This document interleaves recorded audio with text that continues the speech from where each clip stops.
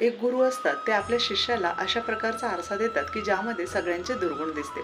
मुलाला खूप मजा वाटते. तो आरसा घेऊन सगळीकडे जातो.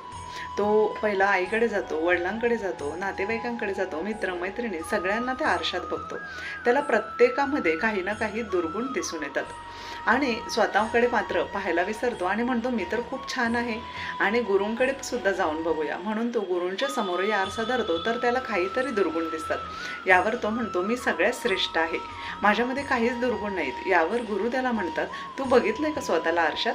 आणि तो स्वतःकडे आरसा फिरवतो तेव्हा त्याला दिसतं की मीही अशाच दुर्गुणांनी भरलेला आहे. आपलंही तसंच आहे, नाही का? बघा, आपण ह्या दुनियेमध्ये वावरत असताना इतरांचे दुर्गुण बघत जातो, पारखत जातो आणि त्याप्रमाणे त्यांच्याशी वागत जातो. पण स्वतःमधील दुर्गुण मात्र अगदी विसरून जातो. याउलट जर आपण स्वतःचं आत्मपरीक्षण केलं, निरीक्षण केलं आणि त्यावर जर अभ्यास केला, तर आपल्याला इतर